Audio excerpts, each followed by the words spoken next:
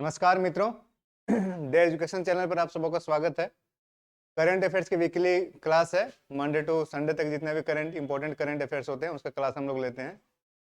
तो ये इस साल का 4th लेक्चर होगा। पिछले वीक के सारे करंट अफेयर्स इसमें रहेंगे, राइट। जितना भी है, नेशनल हो गया, इंटरनेशनल हो गया, ये सब आप देख रहे होंगे। National, international, economy, sports, science and tech, person in news, कुछ समिट या कॉन्फ्रेंस हो रहा है या कुछ मिसलेनियस, सारे कवर किए रहते हैं। बहुत सारे सोर्सेज है, सोर्सेज के नाम क्या बताऊं, बहुत सारे सोर्सेज जहाँ से क्वेश्चन निकाले जाते हैं। जो इंपॉर्टेंट क्वेश्चन होते हैं करंट अफेयर्स के, तो बहुत सारे क्वेश्चन है, लेकिन जो एग्जाम पॉइंट ऑफ व्यू से इंपॉर्टेंट है उसका कलेक्शन रहता है ये।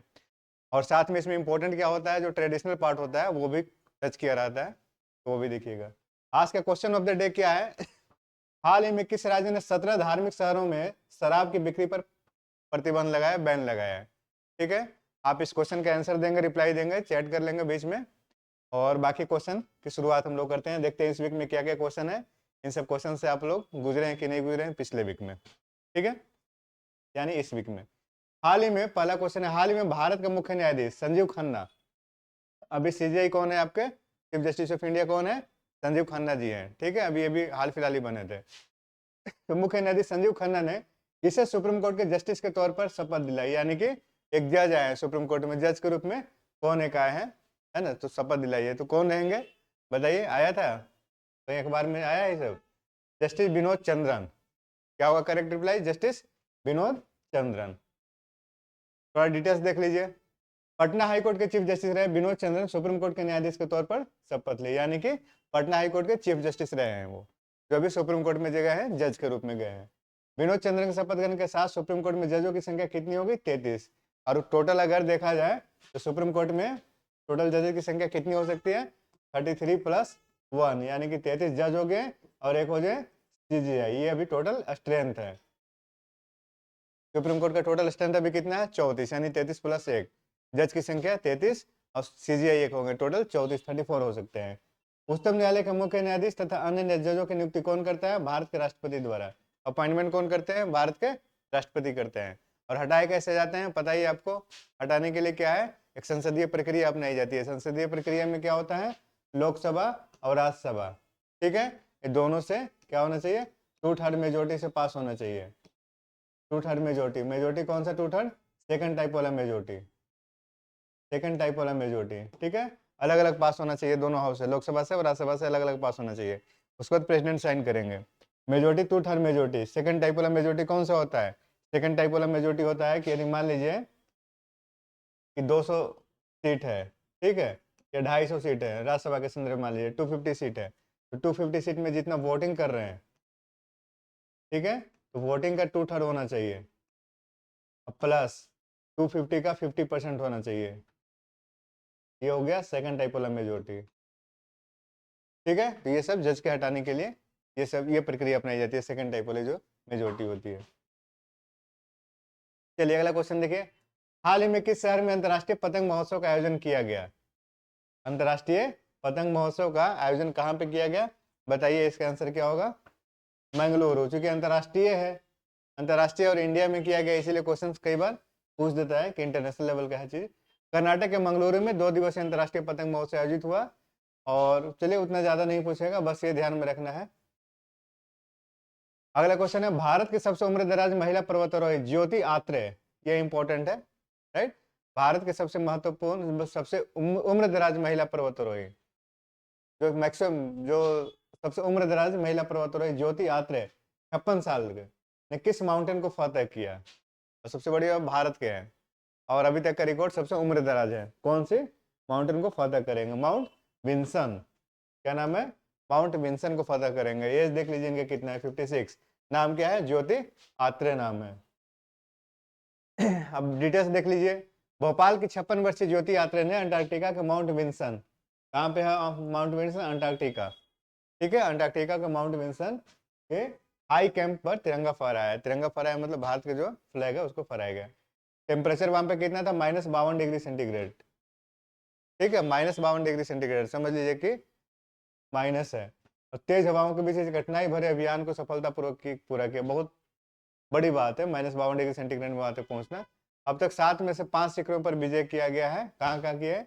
माउंट एवरेस्ट जो एशिया का है, माउंट एल्ब्रुस कहाँ पे? यूरोप का है। माउंट किलिमंजारो, किलिमंजारो पता ही होगा आप लोग को, अफ्रीका के हैं। एकांकागुआ कहाँ का है, दक्षिण अमेरिका का। और कोसी उजको कहाँ का, ऑस्ट्रेलिया। यहाँ पे है ना फहराया तिरंगा है, मतलब इतने जगह पे ये जा चुकी है। अब नेक्स्ट जो टारगेट है, अगला लक्ष्य क्या है, अलास्का का माउंट डेनाली, उत्तरी अमेरिका का, ये अगला टारगेट है। बहुत बड़ी बात है ये सब, काफी अचीवमेंट है। हाल ही में किस राज्य ने 5वीं बार विजय हजारे ट्रॉफी जीती, बताइए इसका आंसर। विजय हजारे स्पोर्ट्स वगैरह कोई पढ़ते होंगे तो इसका आंसर कुछ कुछ पता होगा, बताइए क्या होगा। कर्नाटक जीती है, कर्नाटक राज्य ने विजय हजारे ट्रॉफी जीते हैं। विजय हजारे ट्रॉफी क्रिकेट से संबंधित है, बस यही डिटेल्स ध्यान रखना है। फाइनल में कर्नाटक ने विदर्भ को 36 रन से हराया। बहुत ज्यादा इसके अंदर नहीं जाना है, इतना ही काफी है, क्वेश्चन आएगा तो इतना ही आएगा। कर्नाटक की उपलब्धि क्या है, विजय हजारे ट्रॉफी 5वीं बार जीती है। ये थोड़ा कर्नाटक की उपलब्धि है, किसको हराया है, विदर्भ को हराया है। राइट, क्रिकेट से संबंधित है विजय हजारे ट्रॉफी। हाल ही में बहुराष्ट्रीय अभ्यास ला पेरोस, क्या नाम है इसका, मल्टीनेशनल एक्सरसाइज है, क्या नाम है, ला पेरोस, पूर्वी हिंद महासागर में फ्रांस के नेतृत्व में प्रारंभ हुआ। इस अभ्यास में किस भारतीय पोत ने पार्टिसिपेट किया, कौन इसमें भाग लिया। ठीक है, तो यदि पूछा जाए कि ला पेरोस किससे है तो ध्यान रखना है, पेरोस से याद रखिए, पेरोस मतलब पेरिस ऐसे समझ लीजिएगा। पेरिस किसकी राजधानी है, फ्रांस की। ठीक है, तो फ्रांस का मल्टी मल्टी है ना, बहुराष्ट्रीय अभ्यास है। और लीड कौन कर रहा है, फ्रांस। तो कहाँ पे हुआ था ये, इंडिया की तरफ से कौन है, INS मुंबई इसमें पार्टिसिपेट किया। 9 दिन के अभ्यास की शुरुआत 16 जनवरी से। भागीदार कौन है, नेवल है ना, नेवल आर्मी। और पार्टिसिपेंट कौन कौन से हैं, तो Australia, France, UK, America, Indonesia, Malaysia, Singapore, Canada के जितने भी नेवल आर्मी है वो सब पार्टिसिपेट किए हैं। उद्देश्य क्या है, सामूहिक समुद्री स्थिति जन जागरूकता विकसित करना, समुद्री निगरानी, ये सब जरूरी है। रोकथाम अभियान, वायु संचालन में सहयोग और ट्रेनिंग देना, प्रशिक्षण देना। हाल ही में INS बागसीर को प्रोजेक्ट 75 के तहत बनाया गया, स्कॉर्पियन श्रेणी की पनडुब्बी। पिछले वाला में हम लोग पढ़े थे कि INS प्रोजेक्ट 75 के तहत कौन सा एक बनाया गया है, INS बागसीर को इसमें लाया गया है। ठीक है, स्कॉर्पियन श्रेणी के पनडुब्बी में। चलिए अगला क्वेश्चन है, WMF world monumental fund, WMF world monumental fund ने पहली बार किसे सांस्कृतिक धरोहरों की सूची में शामिल किया है। बड़ा ही अजीबोगरीब आपको लगेगा कि ये तो सारा सर क्या करे, है ना, सोलर सिस्टम की चीज हो गई, अब क्या इसमें बताया जाए, सूर्य बताए, तारा बताए, चंद्रमा बताए, क्षुद्र ग्रह बताए। चलिए कुछ नहीं बताना है तो कम से कम जो अर्थ का सैटेलाइट है वो बता दीजिए, तो क्या हो जाएगा इसका करेक्ट आंसर, चंद्रमा। ठीक है, तो वर्ल्ड मोन्यूमेंटल फंड ने पहली बार किसे सांस्कृतिक धरोहर की सूची में शामिल किया, तो चंद्रमा का को किया, मून को किया। ठीक, चंद्रमा को 25 खतरों में पड़ी विरासत स्थलों की सूची में रखा गया है। अंतरिक्ष में बढ़ती मानव और रोबोटिक गतिविधियां इसके ऐतिहासिक धरोहर को खतरा पहुंचा रहा है। और WMF की पहल 1996 से हर 2 साल में वॉच लिस्ट जारी करता है। ठीक है, भारत के स्थल कौन कौन से, हैदराबाद का मोसी रिवर फ्रंट और भुज की हमिरसा झील में शामिल है। ठीक है, ये जो रिलेटेड फैक्ट्स होता है इसको जरूर देखा कीजिए, ये थोड़ा सा काफी रिसर्च करके लाया जाता है कि और रिलेटेड क्वेश्चन कैसे आए, क्योंकि ऐसा नहीं है कि कहीं से भी ट्रेडिशनल पूछा जाता है, ट्रेडिशनल का भी कुछ ना कुछ लिंक करते हैं एग्जाम में क्वेश्चन आता है, तो करंट से थोड़ा सा ज्यादा रिलेटेड होता है कोई भी चीज। हाल ही में CRPF के नए महानिदेशक कौन बने हैं, बताइए, CRPF के नए महानिदेशक कौन बने हैं, ज्ञानेंद्र प्रताप सिंह बने हैं। ठीक है, कई बार ऐसे पूछ देता है, किसी ऑर्गेनाइजेशन का कोई हेड बनता है तो कई बार ऐसे पूछ देता है, लेकिन बहुत ज्यादा नहीं है। ध्यान ये रखना, CRPF का स्थापना कब हुआ था, 1939 में। उस समय उसको क्या बोला जाता था, क्राउन रिप्रेजेंटेटिव पुलिस बोला जाता था। 1939 यानी कि सेकंड वर्ल्ड वॉर की शुरुआत होगी, और कांग्रेस यहाँ पे जो प्रांतीय सरकार थी कांग्रेस की, वहां से इस्तीफा देगा कांग्रेस। ठीक है, ये सब इवेंट्स रहेगा। 1949 को CRPF अधिनियम के तहत वर्तमान नाम मिला CRPF। और CRPF क्या है, एक तरीके से पैरामिलिट्री फोर्स है। CRPF हो गया, CISF हो गया, BSF हो गया, ये सब क्या है, पैरामिलिट्री फोर्स है, जिसे मिनिस्ट्री ऑफ होम अफेयर्स के अंतर्गत आता है। और Indian Army, Indian Navy, Indian Coast Guard, ठीक है, या इंडियन एयरफोर्स है, मिनिस्ट्री ऑफ डिफेंस के अंतर्गत आता है। तो ध्यान देना है, ये पैरामिलिट्री होते हैं। ठीक है, होम अफेयर्स के अंतर्गत आते हैं, यानी गृह मंत्रालय के अंतर्गत आते हैं। अगला क्वेश्चन देखिए, भारत में आयोजित पहला खो खो विश्व कप, अभी बड़ा ही अच्छा इंपॉर्टेंट है। अभी हम लोग पिछले बार देखे थे, लास्ट वीक वाला क्वेश्चन में हम लोगों ने देखे थे कि खो खो विश्व कप 2025 का आयोजन कहाँ हुआ, तो भारत में हुआ। अब क्वेश्चन ये आ गया कि भारत में आयोजित पहला खो खो विश्व कप 2025 पुरुष श्रेणी में कौन सा देश चैंपियन बना, यानी कि जैसे जैसे डेवलपमेंट होते जा रहा है वैसे वैसे हम लोग क्वेश्चन लेते जा रहे हैं। पहले हम लोगों ने क्वेश्चन ये लिया था कि खो खो विश्व कप का आयोजन कहाँ हुआ, तो हम लोगों ने देखा कि भारत में हुआ। अब क्वेश्चन का पैटर्न चेंज हुआ कि भारत में जो खो खो का आयोजन हुआ 2025 वाला, उसको जीता कौन, ठीक है, पुरुष श्रेणी में कौन सा देश चैंपियन बना, तो भारत में हुआ, भारत ही चैंपियन बना, तो बड़ी अच्छी बात है। अपने यहाँ ऑर्गेनाइज कराकर अपने यहाँ मेडल ले लीजिए, तो इससे बढ़िया बात और क्या होगा। भारतीय पुरुष टीम ने नेपाल को 54-36 से हराकर विजय का ताज पहना। हराया भी किसको है, नेपाल को। जहाँ जाने के लिए आपको पासपोर्ट और वीजा की जरूरत नहीं पड़ती है, ठीक है। भारतीय पुरुष टीम के कप्तान कौन थे, प्रतीक वाइकर थे, ठीक है। भारतीय महिला टीम ने नेपाल को 78-4 से हराकर खिताब जीता है, महिला टीम ने भी जीता है। भारतीय महिला टीम के कप्तान प्रियंका इंगले, यानी कि पुरुष और महिला दोनों जीते हैं। पार्टिसिपेंट में जो टोटल मेंबर्स कितने होते हैं, जो खिलाड़ी होते हैं, खिलाड़ी टोटल 12 होते हैं, लेकिन पार्टिसिपेट कितने करते हैं एक बार में, 9 खिलाड़ी मैदान में उतरते हैं, बाकी जो है रिजर्व रहते हैं, है ना। टीम होता है 12 लोगों का टीम है, लेकिन 9 ही पार्टिसिपेट करते हैं। अगला क्वेश्चन देखिए, ILO इंटरनेशनल लेबर ऑर्गेनाइजेशन, इसकी स्थापना कब हुई थी, 1919 में हुई थी। कब, 1919, बहुत पहले का संगठन है ये, यूएनओ से भी पहले का संगठन है, 1919, ठीक है, 1919, 1919 में यहाँ पे तैयारी चल रहा है सब, क्या खिलाफत से पहले का जस्ट, ठीक है, चल रहा होगा, रॉलेट एक्ट वाला टाइम पीरियड है ये, 1919। 1920 में तिलक जी का डेथ होता है, 1920 में खिलाफत शुरू होता है, असहयोग वगैरह आएगा ये सब, जस्ट उसके पहले वाला रॉलेट एक्ट वाला, ठीक है, 1919 वाला। 1919 में एक सबसे बड़ी बात है, एक अधिनियम भी आता है, कौन सा, मांटेगू चेम्सफोर्ड सुधार, ठीक है, चेम्सफोर्ड इधर रहेंगे, मांटेगू उधर से वायसराय रहेंगे, ये सब, हाँ ये सब होगा। चलिए ILO के बारे में है, तो ILO की स्थापना कब से कब कब हुई, 1919 में हुई थी।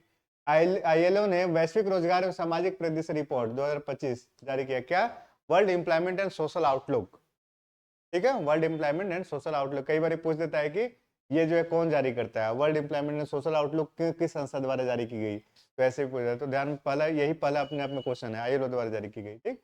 भारत के लिए वर्ष 2025 में कितने % विकास दर आने का अनुमान व्यक्त किया, इंटरनेशनल ऑर्गेनाइजेशन जैसे वर्ल्ड बैंक हो गया, ठीक, IMF हो गया, यदि कोई एक्सपेक्टेशन देता है इंडिया का तो इंपॉर्टेंट रहता है, उससे क्वेश्चन कई बार आता है, स्टैंडर्ड क्वेश्चन ये माना जाता है, इस चीज को ध्यान रखिएगा। तो ILO ने जो दिया है इस रिपोर्ट के जरिए, आउटलुक के जरिए कितना दिया, 6.4% का एस्टिमेशन दिया है कि इतना, है ना, अनुमान लगाया है। वर्ष 2024 में वैश्विक आर्थिक वृद्धि दर 3.2% है, ये इंडिया का नहीं, ये क्या है, ग्लोबल इकोनॉमिक इंक्रीजमेंट है ये, ठीक है, 3.2%। वर्ष 2024 में वैश्विक बेरोजगारी दर 5% पर स्थिर रही है, जिसमें युवा बेरोजगारी दर 12.6, ये भी वैश्विक है, ठीक है। अब थोड़ा ILO के बारे में जान लीजिए। इंटरनेशनल लेबर ऑर्गेनाइजेशन का गठन कब हुआ था, 11 अप्रैल 1919 के हम लोगों ने चर्चा कर ही लिया था। मुख्यालय कहाँ है, जिनेवा, जिनेवा कहाँ पे है, स्विट्जरलैंड, स्विट्जरलैंड की राजधानी नहीं है जिनेवा, ध्यान में रखना है, स्विट्जरलैंड की राजधानी नहीं है बल्कि एक शहर है, स्विट्जरलैंड की राजधानी तो बर्न है, ठीक, लेकिन जिनेवा वहाँ का एक बड़ा शहर है। मेंबर्स कंट्री के टोटल कितने हैं, 187, 187 टोटल मेंबर्स हैं ILO के। और नोबेल शांति पुरस्कार मिला था ILO को, कब मिला था, 1969 में, ठीक है, 1969 में ILO को क्या मिला था, नोबेल शांति पुरस्कार मिला था, 1969 में ही इसरो की स्थापना हुई थी, ठीक है, ये ध्यान में रखना है।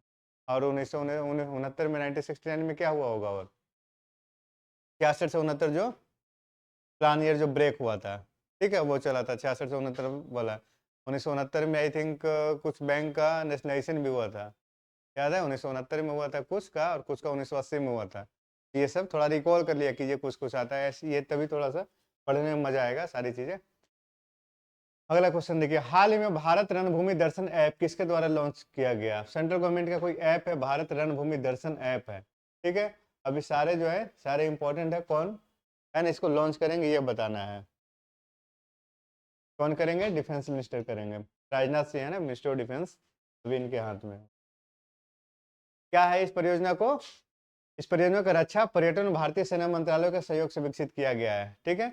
इसका उद्देश्य भारत के नागरिकों को सशस्त्र बलों के वीरतापूर्ण इतिहास से जोड़ते हुए सीमावर्ती क्षेत्रों को पर्यटन केंद्रों में बदलना है, यानी कि जो बॉर्डर वाला एरिया है, सीमावर्ती क्षेत्र है, उसको टूरिज्म में कन्वर्ट करना है। क्या क्या है इसका, पिलर, बेसिक स्ट्रक्चर हो गया, कम्युनिकेशन हो गया, टूरिज्म हो गया, एजुकेशन हो गया, राइट, ये सब इसके स्तंभ है। चलिए, हाल ही में NDRF ने 19 जनवरी को अपना 20वां स्थापना दिवस मनाया, इसका गठन कब हुआ था, ठीक है। चलिए, कम से कम ये है कि अगर स्थापना दिवस नहीं पूछे तो, और गठन कब हुआ था ये पूछ सकता है, तो कब हुआ है, 2006 में NDRF का गठन हुआ था। अमित शाह ने राष्ट्रीय आपदा प्रबंधन संस्थान के 10वीं परिसर NDRF की 10वीं वाहिनी और सुपौल में स्थित रीजनल रिस्पॉन्स सेंटर पे विभिन्न परियोजनाओं का लोकार्पण किया। फोरेंसिक विज्ञान प्रयोगशाला भवन का भी उद्घाटन हुआ है, ठीक है। अगर एनडीआरएफ में पूछे तो 16 बटालियन है अभी। मुख्यालय कहाँ है इसका? नई दिल्ली। ठीक है, कहाँ है? नई दिल्ली में। 2025 के लिए किस भारतीय प्रोफेसर को कौन सा एक अवार्ड मिला है? गेट्स कैम्ब्रिज इम्पैक्ट पुरस्कार 2025 से सम्मानित किया गया है। इंडिया के एक प्रोफेसर है, इनको एक अवार्ड मिला है। ठीक है, तो किनको मिला है? उर्वशी सिन्हा को मिला है। क्वांटम कंप्यूटिंग के क्षेत्र में अपने उल्लेखनीय योगदान के लिए पुरस्कार जीता है। ठीक है, क्वांटम कंप्यूटिंग जो है कई बार आता है, जैसे आप लोग एआई पढ़ते हैं। ठीक है, एआई हो गया, चैट जीपीटी हो गया, उस तरीके से क्वांटम कंप्यूटिंग का भी कुछ अगर कंट्रीब्यूशन रहा है तो आता है, तो इसीलिए क्वेश्चन आ सकता है ना, क्वेश्चन थोड़ा इंपॉर्टेंट इसीलिए बन जाता है। यह पुरस्कार बिल और मेलिंडा गेट्स फाउंडेशन और कैम्ब्रिज विश्वविद्यालय के संयुक्त एफर्ट ज्वाइंट एफर्ट से दिया जाता है। और उर्वशी सिन्हा किसे है? रमन अनुसंधान संस्थान में, ठीक है, क्वांटम सूचना और क्वांटम कंप्यूटिंग लैब की प्रमुख है। रमन अनुसंधान संस्थान का है, बेंगलुरु में है। ठीक है, वैज्ञानिक अनुसंधान संस्थान है ये। और स्थापना नोबेल पुरस्कार विजेता, रमन अनुसंधान संस्थान की स्थापना कौन किए थे? नोबेल पुरस्कार विजेता भारतीय वैज्ञानिक कौन? सर सीवी रमन ने 1948 में की थी। ठीक है, तो यानी रमन अनुसंधान संस्थान की स्थापना 1948 में हुई और सीवी रमन जी को भी नोबेल मिल चुका है। ठीक है, नोबेल अवार्ड मिल चुका है। तो उसी का भी हेड कौन है? उर्वशी सिन्हा है, जो क्वांटम कंप्यूटिंग पे काम करने के लिए मिला है। चलिए, हाल ही में किसे पूर्ण कार्यशील साक्षरता प्राप्त करने वाली प्रशासनिक इकाई एडमिनिस्ट्रेटिव यूनिट घोषित किया गया है? पूर्ण कार्यशील साक्षरता प्राप्त करने वाली, बताइए। यूनियन टेरिटरी बता दीजिए, इसमें कौन सा है? दिल्ली है, लद्दाख है? किसको मिला है? लद्दाख को मिला है। किसको? लद्दाख को। उल्लास योजना मॉडल स्वयंसेवा पर आधारित है, जिसमें स्वयंसेवी किसी पुरस्कार की आशा किए बिना उल्लास मोबाइल ऐप के माध्यम से पंजीकरण करते हैं, केवल गैर छात्रों को पढ़ाते हैं। तो 22 से 27 तक का है ना अवधि है इसमें। ठीक है, बाकी ये तो नहीं पूछेगा कि कितने लोग लाभान्वित हुए, क्या हुआ, लेकिन उल्लास के बारे में थोड़ा सा ऐसे पूछ सकता है। चलिए, हाल ही में भारतीय रबर बोर्ड ने दो महत्वपूर्ण पहल ISNR और INR कनेक्ट की शुरुआत की, लेकिन सबसे इंपॉर्टेंट है, ठीक है, वो तो की है। भारतीय रबर बोर्ड जो है किस मंत्रालय के अंतर्गत आता है? बता सकते हैं? कुछ गेस करिए। रबर है, ठीक है, तो क्या हो जाएगा? वाणिज्य उद्योग मंत्रालय। कई बार ऐसे पूछता है कोई बोर्ड वगैरह, कई सारे बोर्ड रहते हैं ना, तो कौन किसके किस मंत्रालय के अंतर्गत आता है? इस पहल का उद्देश्य भारतीय रबर उत्पादन को यूरोपीय संघ वन विनाश विनियमन मानकों के अनुरूप बनाना तथा ट्रेसेबिलिटी प्रमाणन लागू करना है। भारतीय रबर बोर्ड रबर अधिनियम 1947 के तहत गठित एक वैधानिक संगठन है। ठीक है, अध्यक्ष कौन होता है? सेंट्रल गवर्नमेंट के कोई द्वारा अपॉइंट होते हैं, 28 मेंबर्स उसमें होते हैं। और इसका हेडक्वार्टर कहाँ है? कोटायम में। भारतीय रबर बोर्ड का मुख्यालय कई बार पूछता है, भारतीय रबर बोर्ड हो गया, नारियल बोर्ड हो गया, किसका किसका कहाँ कहाँ है, कई बार आता है ये सब क्वेश्चन ना। इसलिए आता है कि गवर्नमेंट का ये सब बोर्ड है, तो कम से कम उम्मीद किया जाता है कि आप सेंट्रल गवर्नमेंट के एम्प्लॉय जब बनेंगे, सेंट्रल गवर्नमेंट के ऑफिसर बनेंगे, तो फेमिलियर है इन सब चीज़ों से कि नहीं है। जैसे डिफेंस का PSU कई बार आता है ना आपको, तो उसी तरीके से ये सभी क्वेश्चन कई बार पूछता है। PSU वगैरह भी कई बार इसलिए पूछ देता है। अगला क्वेश्चन देखिए, हाल ही में किस देश ने WHO और पेरिस जलवायु WHO वर्ल्ड हेल्थ ऑर्गेनाइजेशन और पेरिस जलवायु समझौते से बाहर होने की घोषणा की? कौन सा एक देश है जिसने ऐसा अनाउंसमेंट किया है? कौन सा देश रहेगा? अमेरिका रहेगा। इतना क्रांतिकारी कदम अमेरिका ही उठाता है, जब मन आता है किसी संस्था में चला जाता है और जब मन आता है किसी इंटरनेशनल ऑर्गेनाइजेशन से बाहर हो जाता है। तो यूएस से रहेगा अमेरिका। डोनाल्ड ट्रंप ने 2020 में राष्ट्रपति के रूप में अपने पहले कार्यकाल में कोविड-19 महामारी से निपटने में WHO की अक्षमता के कारण WHO से अमेरिका सदस्यता समाप्त करने का आदेश दिया था। अमेरिका भी ईरान, यमन और लीबिया के साथ पेरिस जलवायु समझौते से बाहर आने वाले देशों में शामिल हो जाएगा। कहाँ? ईरान, यमन और लीबिया पहले ही था अलग, और अब USA भी अलग हो गया। चीन दुनिया में ग्रीन हाउस गैसों का सबसे बड़ा उत्सर्जक देश है, उसके बाद USA और भारत का स्थान है। ये वाला भी इंपॉर्टेंट है, ये भी लाइन ध्यान में रखिएगा कि कौन से सबसे ज्यादा एमिशन कर रहा है, पूछता है। तो चाइना सबसे ज्यादा है, उसके बाद सेकंड नंबर पे USA है, थर्ड नंबर पे इंडिया है। इंडिया का थर्ड नंबर इसलिए है कि थोड़ा पॉपुलेशन के कारण हो जाता है। अमेरिका में पैदा हुए विदेशी माता पिता के बच्चों को स्वतः नागरिकता के अधिकार को भी समाप्त करता है। ठीक है, राष्ट्रपति ट्रंप ने अगले 90 दिनों के लिए विदेशी सरकारों और संगठनों को दी जाने वाली सभी अमेरिकी सरकार द्वारा दिए जाने वाली सहायता पर रोक लगाने का भी आदेश दिया है। ये भी एक इम्पोर्टेंट है कि हेल्प जो मिल जाता है तो सहायता उसको बंद कर दिया है। 47 नंबर के प्रेसिडेंट बने हैं डोनाल्ड ट्रंप फिर से दोबारा, और रिपब्लिकन पार्टी से बिलोंग करते हैं। जेंडी वेंस जो है कौन है, अमेरिका के उपराष्ट्रपति बने। क्या, जेंडी वेंस अमेरिका के उपराष्ट्रपति बनी। चलिए अगला क्वेश्चन बताइए। 21 जनवरी 2025 को तीसरा राष्ट्रीय खनन मंत्रियों का सम्मेलन केंद्रीय खनन मंत्रालय द्वारा किस राज्य सरकार के सहयोग से आयोजित किया गया? इसको भी आप लोग गेस कर सकते हैं, खनन वगैरह है तो कहाँ पे हो सकता है, कहाँ पे होगा? ओडिशा, जहाँ पे ज्यादा मिनरल्स वगैरह होगा, इस टाइप से लिंक कर लीजिएगा, ओडिशा। तीसरे राष्ट्रीय खनन मंत्रियों के सम्मेलन का उद्घाटन कौन किए? केंद्रीय कोयला और खनन मंत्री। किनके हाथ में है अभी? जी किशन रेड्डी। ठीक है, जी किशन रेड्डी के पास है। और ओडिशा के सीएम कौन रहेंगे? मोहन चरण मांझी सम्मेलन के मुख्य अतिथि थे। पहला राष्ट्रीय खनन मंत्रियों का सम्मेलन कब हुआ था? 2022 में हैदराबाद में हुआ था। तो कई बार ऐसे क्वेश्चंस आते हैं। 85वां अखिल भारतीय पीठासीन अधिकारी सम्मेलन किस शहर में संपन्न हुआ? पीठासीन अधिकारी का सम्मेलन कहाँ पे संपन्न हुआ? बताइए इसका आंसर। आपके बिहार में हुआ है। बिहार में कहा? पटना। 85वें अखिल भारतीय पीठासीन अधिकारी सम्मेलन के शुरू होने से ठीक पहले 19 जनवरी 2025 को पटना में भारत में विधायी निकायों के सचिवों, इनका भी सम्मेलन हुआ था। ठीक है, पीठासीन से पहले विधायी निकायों के सचिव के सम्मेलन भी हुआ था। ऑब्वियस है, जब पीठासीन अधिकारी मतलब जो हाउस के जो अध्यक्ष होते हैं, पीठासीन मतलब होते हैं ना, तो उनका तो अध्यक्षता कौन करेंगे? तो जो लोकसभा के अध्यक्ष है वो करेंगे। तो इसको आप लोग लॉजिक वाइज याद रखिएगा, लोकसभा अध्यक्ष ओम बिरला करेंगे इसका। ठीक है, इसमें मिनिस्टर ये सब नहीं जाएंगे, सब पीठासीन अधिकारी है तो लोकसभा अध्यक्ष रहेंगे। इस अवसर पर ओम बिरला ने अंतर्राष्ट्रीय ई विधान एप्लीकेशन नेवा का उद्घाटन किया। ओम बिरला और बिहार के राज्यपाल आरिफ मोहम्मद खान ने समापन सत्र को संबोधित किया है। क्लियर? चलिए थोड़ा सा और इससे रिलेटेड फैक्ट है। 85वें अखिल भारतीय पीठासीन अधिकारी सम्मेलन का विषय क्या था? संविधान की 75वीं वर्षगांठ। थीम तो काफी अच्छा है। ठीक है, और 84वां कहाँ हुआ था? मुंबई में हुआ था। यानी कि इसके पहले वाला आयोजन कहाँ हुआ था? मुंबई में हुआ था। और फर्स्ट कब हुआ था? फर्स्ट पहला कब हुआ था? पहला 1921 में हुआ था, 1921 में हुआ था, 1921 में। हाल ही में किस देश को ब्रिक्स पार्टनर देश का दर्जा मिला है? काफी इंपॉर्टेंट क्वेश्चन है, पूछ सकता है ये। ठीक है, ब्रिक्स पार्टनर देश का दर्जा मिला है। पिछले वीक में हम लोगों ने पढ़ा था कि ब्रिक्स का नया मेंबर कौन बना था? कौन बना था? इंडोनेशिया बना था।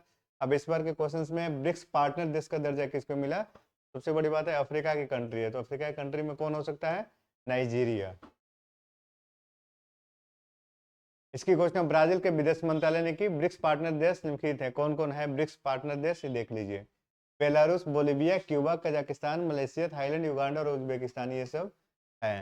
तो नाइजीरिया जो है 9वां ऑफिशियल ब्रिक्स पार्टनर बन गया है। यानी कि इसके पहले 8 थे और नाइजीरिया 9वां बन गया। पार्टनर है ये। ठीक है, मेंबर्स के रूप में नहीं है, अभी ध्यान में रखना है। वर्ष 2024 में रूस के कजान शहर में आयोजित ब्रिक्स समिट में 13 देशों को पार्टनर देश का दर्जा दिया गया था। हाल ही में इंडोनेशिया ब्रिक्स का 10वां पूर्ण सदस्य बना। ये हम लोग पिछले बार पढ़े थे। 10वां, यानी कि ब्रिक्स में टोटल कितने मेंबर्स हो गए? 10 मेंबर्स हैं। ठीक है, बड़े हैं सारा। पहले तो इसका फुल फॉर्म था, फुल फॉर्म नहीं रह गया। पहले तो ये था ब्राजील, रशिया, इंडिया, चाइना और साउथ अफ्रीका। लेकिन अब ऐसा नहीं रह गया, 5 की जगह 10 हो गया। और 10वां कौन बना था? इंडोनेशिया बना था। लेकिन अभी का जो क्वेश्चन है, नाइजीरिया 9वां सदस्य पार्टनर के रूप में बना है। स्थापना कब हुआ था ब्रिक्स का? 2006 में सितंबर। अब ब्रिक्स का पहला नया सदस्य दक्षिण अफ्रीका, सितंबर 2010 में। पहले जो था ये क्या था? ब्रिक था। क्या था? ब्रिक था। फिर एस जब आया था 2010 में, यानी कि साउथ अफ्रीका 2010 में आया था, तब इसका नाम ब्रिक्स कर दिया गया था। लेकिन अब जिस तरीके से एक्सटेंड हो रहे हैं और मेंबर्स, तो बार बार ऐसा नाम चेंज तो हो नहीं हो पाएगा, बैठ भी नहीं पाएगा वैसे, इसीलिए ब्रिक्स ही रखा गया है। बाकी फिर उसके बाद साउथ अफ्रीका के बाद ही चेंज हुआ था। साउथ अफ्रीका के बाद से फिर कोई चेंज नहीं हुआ, ब्रिक्स से ब्रिक्स बना था। अगला क्वेश्चन है, हाल ही में बेटी बचाओ बेटी पढ़ाओ योजना की 10वीं वर्षगांठ मनाई जा रही है। इस योजना की शुरुआत कब हुई थी? तो गेस कर सकते हैं, जब 10वीं वर्षगांठ 2025 में मनाई जा रही है, ठीक है, तो कब शुरुआत हुई होगी? 2015 में। बेटी बचाओ बेटी पढ़ाओ। इस वर्ष महिला एवं बाल विकास मंत्रालय इसको मना रहा है। 22 जनवरी, 26 जनवरी और 8 मार्च को विशेष कार्यक्रम होंगे इसके उपलक्ष्य में। ठीक, नई दिल्ली के विज्ञान भवन में आयोजित हुआ। बेटी बचाओ बेटी पढ़ाओ योजना की शुरुआत कब हुई थी? 22 जनवरी 2015 को, पानीपत हरियाणा से। ठीक है, पानीपत की 3 लड़ाई हुई है, पहला, दूसरा और तीसरा। इंपॉर्टेंट है तीनों। 1526 में पानीपत वाला ध्यान में रखिएगा। 1526 में फर्स्ट, सेकंड कब हुई थी 1556 में, थर्ड कब हुई थी याद है कुछ 1761 में। अहमद शाह अब्दाली और मराठा रहेंगे, यहाँ पे अकबर हेमू रहेगा, ठीक है, हेमू मतलब सूर्यवंश का, और ये 1526 जो रहेगा इब्राहिम लोदी और बाबर, ठीक है, ये तीनों कई बार पूछता है। पानीपत का 3 युद्ध, चौथा युद्ध अभी हुआ नहीं है। यह महिला और बाल विकास मंत्रालय, तो ये जो चल रहा है बेटी बचाओ बेटी पढ़ाओ, महिला और बाल विकास मंत्रालय, स्वास्थ्य और परिवार कल्याण मंत्रालय तथा HRD मानव संसाधन विकास मंत्रालय का संयुक्त पहल है, ठीक है। उद्देश्य क्या है, लिंग आधारित चयन पर रोकथाम, बालिकाओं के अस्तित्व सुरक्षा को सुनिश्चित करना, बालिकाओं के लिए शिक्षा की उचित व्यवस्था और उनकी भागीदारी सुनिश्चित करना, और उनके राइट्स को प्रिजर्व करना। चलिए अगला क्वेश्चन है, भारतीय पुरातत्व सर्वेक्षण के पुरातत्वविदों को रत्नागिरी बौद्ध स्थल पर 1200 साल पुराना बौद्ध मठ मिला है, तो किस राज्य से संबंधित है, बता सकते हैं इसको, बताइए इसका आंसर क्या हो सकता है, क्या हो सकता है इसका आंसर, ओडिशा। 1200 साल पुराना बौद्ध मठ मिला है। इसे प्राचीन काल में जवाहरातों की पहाड़ी कहा जाता था। यह स्थल ब्राह्मणी और विरूपा नदियों के बीच स्थित है। मुस्लिम शासकों के आक्रमणों के कारण 13वीं शताब्दी में इसका पतन शुरू हुआ। इसे पहली बार 1905 में मनमोहन चक्रवर्ती द्वारा दस्तावेजीकृत किया गया था, ठीक। चलिए यह बताइए, किस महापुरुष के 128वें जयंती के अवसर पर उनकी विरासत का सम्मान करने के लिए 23 जनवरी को पराक्रम दिवस 2025 मनाया गया। और पराक्रम दिवस हाल फिलहाल से ही मनाया जा रहा है, बहुत पहले से नहीं है, कुछ साल पहले से ही मनाया जा रहा है, ठीक है। तो कौन से एक थे, क्या नाम है उनका, नारा है उनका, तुम मुझे खून दो मैं तुम्हें आज़ादी दूंगा, याद है कुछ। इनकी डेथ के लिए बहुत सारे कमेटी भी बना था, अभी तक क्लियर नहीं हुआ है। नेताजी सुभाष चंद्र बोस का जन्मदिन था कब, 23 जनवरी, तो विश्व पराक्रम दिवस के रूप में मनाने का घोषणा यही अभी आपका बीजेपी सरकार नहीं की थी। नेताजी का जन्म 23 जनवरी 1897 को उड़ीसा के कटक में हुआ था, ठीक है, कटक। और कटक के बारे में और जानिए, कटक में वो है ना आपका चावल अनुसंधान केंद्र भी कटक में ही है, ठीक। 1938 से 1939 में भारतीय राष्ट्रीय कांग्रेस के अध्यक्ष बने थे। 38 से 39 में कौन कौन सा अध्यक्ष था, कौन कौन से सेशन, उसमें क्या नाम था, त्रिपुरा और हरिपुरा, त्रिपुरी है, त्रिपुरी और हरिपुरा, ठीक है। 3839 में जो हुआ था, जहाँ जहाँ हुआ था त्रिपुरी और हरिपुरा में, जो कांग्रेस की अध्यक्षता होती थी ना हर साल, उसके बारे में ये 1938 से 39 में, तो सुभाष जी किए थे। 1939 में कांग्रेस से अलग होकर क्या बनाए थे, फॉरवर्ड ब्लॉक बनाए थे, पता होगा आप लोगों को, फॉरवर्ड ब्लॉक नामक संगठन की स्थापना किए, और उसको जापान और जर्मनी के सहयोग से इन्होंने आजाद हिंद फौज का गठन किया और दिल्ली चलो का नारा दिया, ठीक है। जापान और जर्मनी के हेल्प से, ये सब जापान और जर्मनी जो है क्या रहेंगे, धुरी राष्ट्र रहेंगे, सेकंड वर्ल्ड वॉर में एक तरफ से रहेंगे, सब जापान जर्मनी एक तरफ रहेंगे ना, धुरी राष्ट्र रहेंगे। और नारा क्या था इनका, तुम मुझे खून दो मैं तुम्हें आजादी दूंगा, ठीक है, जो स्वतंत्रता संग्राम में प्रेरणा का स्रोत बना। जय हिंद का नारा भी उनका ही है, सुभाष जी का ही, जय हिंद का नारा भी उनसे संबंधित है, जो भारत का राष्ट्रीय नारा। डिफेंस में अब जाएंगे तो लोग बोलता है जय हिंद साहब, ठीक है, तो ये जय हिंद यही है। चर्चा में रहा नेवासा झील किस देश से संबंधित है, नेवासा झील किस देश से संबंधित है बताइए, तो ज्योग्राफी का क्वेश्चन है, केनिया से है, लेकिन चर्चा में तो आ सकता है क्वेश्चन। केनिया की लोकप्रिय नेवासा झील पर आक्रामक जलकुंभी के विस्तार से मछुआरों की आजीविका को खतरा उत्पन्न हो गया है, ठीक है। नेवासा झील केनिया में एक मीठे पानी की झील है, ये ग्रेट रिफ्ट वैली में स्थित है। मालवा और गिलगिल नदियां नेवासा झील के लिए जल का स्रोत है, ठीक, तो आ सकता है ये lake. Takers note makers, takers note makers उपनिवेशवाद के न्यायपूर्ण गरीबी और अनर्जित धन संपत्ति शीर्षक से किस संस्था ने अपनी रिपोर्ट प्रकाशित की है, एक रिपोर्ट आया है टेकर्स नोट मेकर्स, तो बताइए कौन सा संस्था इसमें हो, ठीक है। तो काफी जो बड़े बड़े संस्था लग रहा है इसका आंसर वो नहीं होगा, तो थोड़ा सा डिफरेंट लग रहा होगा, वो इसका आंसर होगा, क्या होगा, ऑक्सफैम। धनी वर्ग की संपत्ति में अत्यधिक वृद्धि, अरबपति वर्ग की संपत्ति वर्ष 2024 में $2 ट्रिलियन अमेरिकी डॉलर से बढ़कर $15 ट्रिलियन हो गई है, जो रिचमैन की जो प्रॉपर्टी है, जो वर्ष 2023 की तुलना में 3 गुना अधिक है। दुनिया के सबसे धनी लोगों की संपत्ति औसतन प्रतिदिन लगभग $10 करोड़ बढ़ी है, डेली के हिसाब से देखिए कितना बढ़ रहा है, $10 करोड़ डेली बढ़ रहा है उनकी प्रॉपर्टी, जो दुनिया के 10 सबसे धनी लोग हैं। और अगर यदि उनकी संपत्ति का 99% हिस्सा कम हो जाए तो भी वे अरबपति ही रहेंगे। ठीक है। और ऑक्सफैम क्या है? 1942 ब्रिटेन में स्थापित Oxford committee for family relief से लिया गया है ऑक्सफैम। चलिए, 27वीं अंतर्राष्ट्रीय कांच कांग्रेस 2025 का उद्घाटन केंद्रीय विज्ञान और प्रौद्योगिकी राज्य मंत्री स्वतंत्र प्रभार जो है जिनके पास, डॉक्टर जितेंद्र सिंह ने किए थे। किस शहर में है ये? किस शहर में किए थे?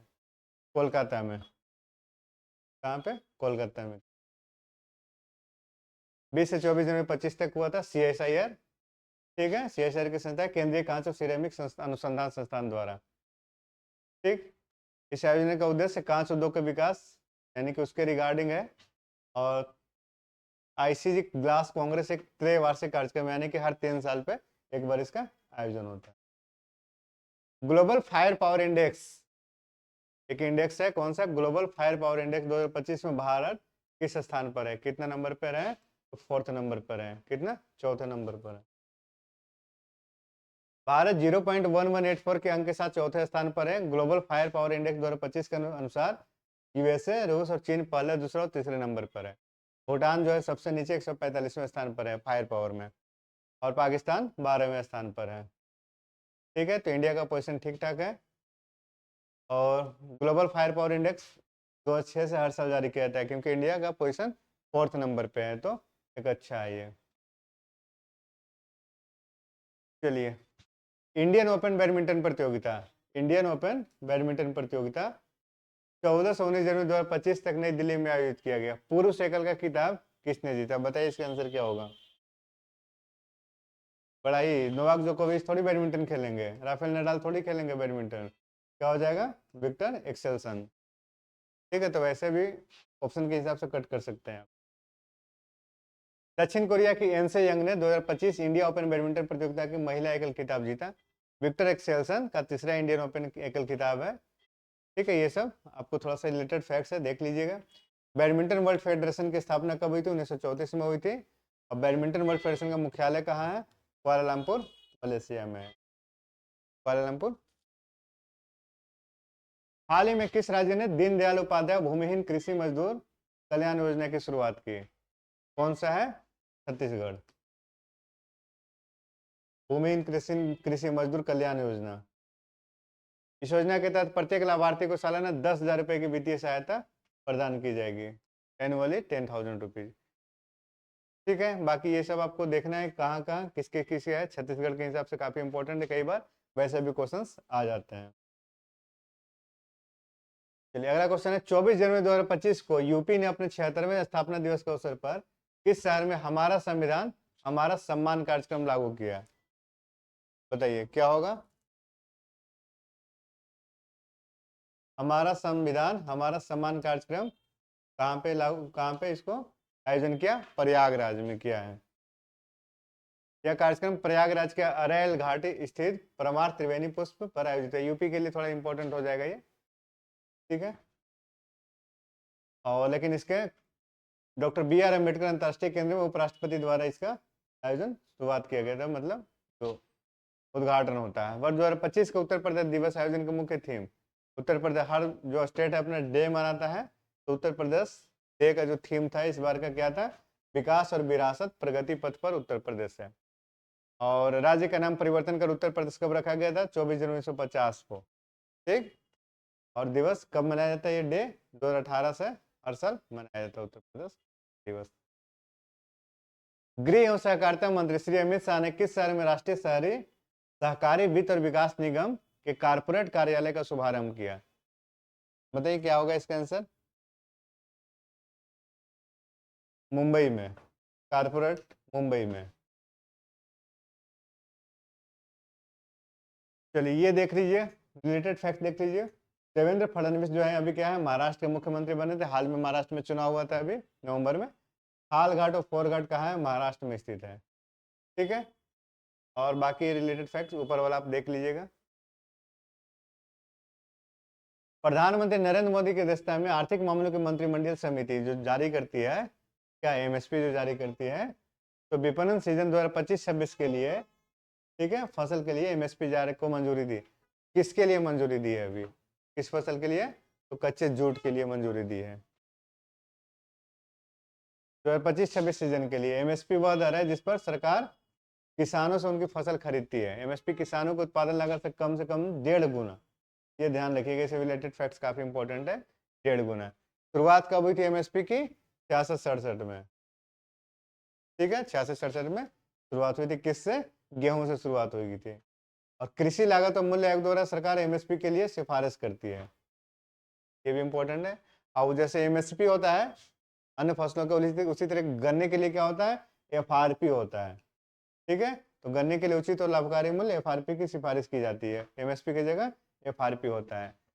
कितने लोग कितने कितने चीजों पे दिए जाते हैं, ध्यान में रखना है। तो अनाज फसल में 7 है जिसमें एमएसपी दी जाती है, अनाज फसल में 7 है जिसमें एमएसपी दी जाती है। दाल 5 है जिसमें एमएसपी दी जाती है। तिलहन 8 है, 8 प्रकार की तिल जिसपे एमएसपी दी जाती है, ठीक है। उसके बाद कच्ची कपास, कच्चा जूट, अभी जो आप लोग देखे थे, कच्चा जूट, नारियल, सूखा नारियल, गन्ना, ये सब है ना, उचित और लाभकारी मूल्य दिया जाता है। गन्ना पे क्या दिया जाता है, एफआरपी दिया जाता है। गन्ना पे क्या दिया जाता है, एफआरपी। और बाकी सब पे एमएसपी दिया जाता है। तो ये सब कई बार क्वेश्चन पूछता है कि अनाज फसल में कौन सा है जिसपे एमएसपी दिया जाता है। ये सब थोड़ा रिलेटेड फैक्ट से याद रखिए। चलिए, लद्दाख में खेलो इंडिया शीतकालीन खेल 2025 का उद्घाटन किसने किया, बताइए कौन करेंगे उद्घाटन। मनसुख मांडविया करेंगे, मनसुख मंडाविया करेंगे। इसका पहला भाग लद्दाख में आयोजित होगा 23 से 27 जनवरी के बीच हो रहा है, यानी 2 स्पर्धा कौन कौन से, आइस हॉकी और आइस स्केटिंग। आइस वाला एरिया है तो स्केटिंग वहीं पे ज्यादा होता है, तो आइस हॉकी और आइस स्केटिंग। और दूसरा भाग इसका होगा जम्मू कश्मीर में आयोजित होगा 22 से 25 फरवरी, यानी कि नेक्स्ट मंथ। तो उसमें स्पर्धा स्कीइंग, बर्फ के खेल, ये सब रहेगा, ठीक। शुरुआत कब हुई थी, 2020 से। डिजी लॉकर की सफलता के आधार पर सरकार ने किस नए डिजिटल प्लेटफॉर्म को प्रस्तुत किया जिसका उद्देश्य व्यवसायिक और संगठनात्मक दस्तावेजों के प्रबंधन और सत्यापन को सुव्यवस्थित करना है। डिजी लॉकर आप लोग जान रहे हो, सारा आपका डॉक्यूमेंट जो है डिजी लॉकर में रिजर्व रहता है, ठीक है, ऑनलाइन आपका सारा रहता है। तो उसी की जगह उसकी सफलता के बाद एक नया लॉकर आया है। तो कौन सा लॉकर आया है, जो क्या करेगा, व्यवसायिक और संगठनात्मक दस्तावेज, ठीक है, यानी कि कॉमर्शियल जो आपका है, बिजनेस के रिगार्डिंग जो डॉक्यूमेंट्स है उसको रिजर्व रखा जाएगा। तो क्या नाम है उसका, एंटिटी लॉकर नाम है उसका। क्या, एंटिटी लॉकर, इंपॉर्टेंट है, ये पूछ सकता है। और इसके बारे में भी थोड़ा सा जान लीजिए, यूपीएससी वगैरह में भी ये सब क्वेश्चन आ सकते हैं, स्टैंडर्ड क्वेश्चन है। एंटिटी लॉकर को इलेक्ट्रॉनिक्स और सूचना प्रौद्योगिकी मंत्रालय है ना, जो MEITY कहते हैं, मिनिस्ट्री ऑफ इंफॉर्मेशन, ठीक है, ये के तहत राष्ट्रीय ई गवर्नेंस प्रभाग NEGT द्वारा विकसित किया गया एंटिटी लॉकर को। कार्य इसका आप लोगों ने देख ही लिया क्या है, दस्तावेज संबंधी गतिविधियों पर नजर रखेगा ये सब, ठीक है। एंटिटी लॉकर कारपोरेट कार्य मंत्रालय, वस्तु एवं सेवा कर नेटवर्क और विदेश व्यापार महानिदेशालय जो DGFT होता है, director general of foreign and trade, जैसी प्रणालियों से सहजता से जुड़ता है, जिससे आवश्यक दस्तावेजों तक तुरंत पहुंच मिलती है। तो ये इंपॉर्टेंट है, थोड़ा सा अच्छा क्वेश्चन था। छठा अंतर्राष्ट्रीय बाजरा महोत्सव किस शहर में आयोजित किया गया, बताइए इसका आंसर क्या होगा, बेंगलुरु, बाजरा महोत्सव बेंगलुरु में। चलिए, रिलेटेड फैक्ट देख लीजिए, वर्ष 2023 को अंतर्राष्ट्रीय बाजरा वर्ष घोषित किया गया था UNO द्वारा, ये थोड़ा इंपॉर्टेंट है। पहला अंतर्राष्ट्रीय बाजरा महोत्सव कर्नाटक ने वर्ष 2017 में मेजबानी की थी, राइट। समलैंगिक विवाह को मान्यता देने वाला पहला दक्षिण पूर्व एशियाई देश, दक्षिण पूर्व एशियाई देश यानी कि आसियान, एक तरीके से हो गया ना। आसियान का फुल फॉर्म क्या होता है, association of south east Asian nation, यानी कि दक्षिण पूर्व है ना, कि जो देश है। दक्षिण पूर्व एशियाई देश कौन सा देश बना है, तो कौन रहेगा, थाईलैंड। इसमें जितने भी ऑप्शन है सब साउथ ईस्ट एशिया के ही है। थाईलैंड जो है समलैंगिक विवाह को मान्यता देने वाला पहला दक्षिण पूर्व एशियाई देश बनेगा। इस नए विवाह कानून में पुरुष, महिला, पति और पत्नी की जगह जेंडर न्यूट्रल शब्दों का इस्तेमाल किया गया है, ठीक। इस कानून में ट्रांसजेंडर को भी शादी का अधिकार दिया गया है। एशिया में ताइवान और नेपाल के बाद थाईलैंड, यानी कि इससे पहले ताइवान, उसके बाद नेपाल, नेपाल बड़ा प्रोग्रेस कर गया, और थाईलैंड समलैंगिक विवाह को मान्यता देने वाला तीसरा देश बना। थाईलैंड की सीमा किससे लगती है, म्यांमार, कंबोडिया, लाओस और मलेशिया से लगती है। मुद्रा बहुत है और राजधानी क्या है, बैंकॉक। सफेद हाथियों का देश भी कहा जाता है थाईलैंड को।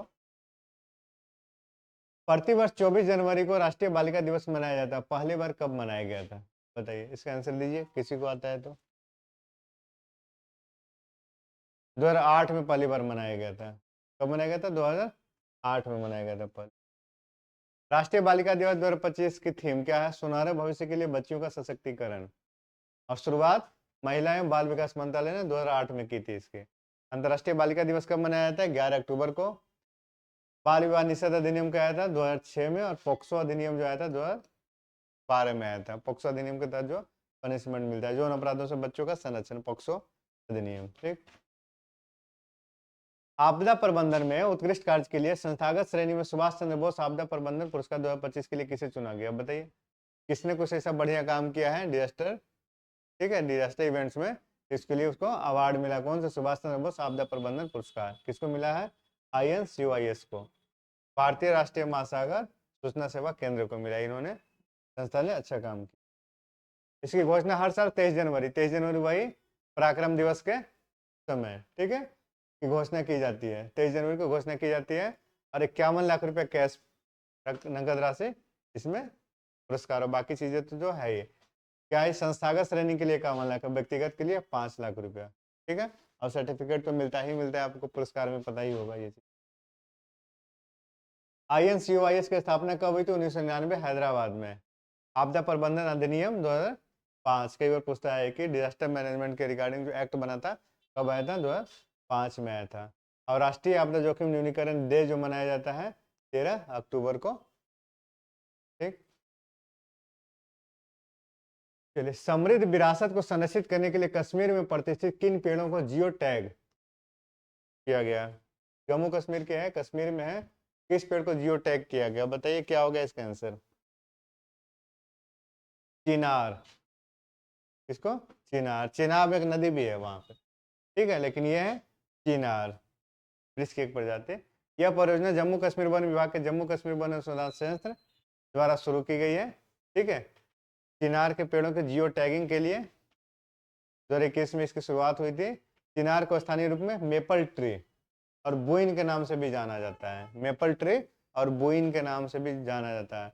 मुगल बादशाह कौन कौन, खासकर जहांगीर ने कश्मीर की खूबसूरती को बढ़ाने के लिए चिनार के वृक्षों को बड़े पैमाने पर रोपण किया था, ठीक है। ध्यान में रखिएगा, बस कम से कम नजर रखना है इस चीजों पे, किसका कंट्रीब्यूशन है, तो जहांगीर का कंट्रीब्यूशन है।